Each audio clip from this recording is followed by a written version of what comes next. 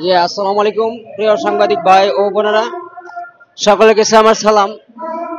হরতালের বিষয়ে কি বলবো? হরতালের বিষয়টা হচ্ছে গিয়ে আপনার, আমরা আজকে ৪৯তম দিন আমরা এখানে দুটা দাবি নিয়ে অবস্থান করছি। একটি হচ্ছে কলমিলতা সুপার মার্কেট, আরেকটি হচ্ছে বাসনটেক পুনর্নিবাসন। ওই দুইটা দাবি নিয়ে আমরা এখানে অবস্থান করছি। এখন আমাদের বিষয়টা হচ্ছে, দেখেন আমরা বৃষ্টিতে ভিজতেছি, রোদ্রে শুকাইতাছি, পুড়তাছি, রোদ্রে কিন্তু শুকায়ও পুড়েও। তা আমাদের ধৈর্যের সীমা অবলম্বন হয়ে যাচ্ছে, আমরা অনেক লোক অসুস্থ হয়ে গেছি। তো আমার কথা হলো গা, মাননীয় উপদেষ্টা অন্তর্বর্তীকালীন সরকার মোহাম্মদ ডক্টর ইউনূস সাহেব, আপনার কাছে আমাদের আকুলভাবে আনতি বিনতি করি যে আমাদের দাবিটা মেনে নেন, আমাদের দাবিটা মেনে নেন।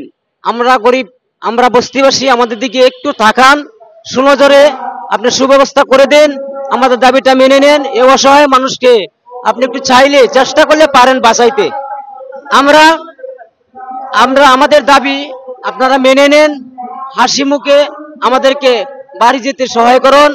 আর নয়তো আমরা 28 তারিখ যে হরতালটা বলেছে, সেটা হচ্ছে আপনার, যদি আমাদের দাবি আপনি 28 তারিখের আগে মেনে না নেন, তাহলে 28 তারিখে হরতাল, এটা মানে আমরা বলেছি। তবে হরতাল আমরা কেন করতে যাব? হরতাল করতে কেন যাব? হরতাল কার জন্য ডাকবো? আপনারা যদি মেনে নেন, আমরা হরতাল করে কি করব?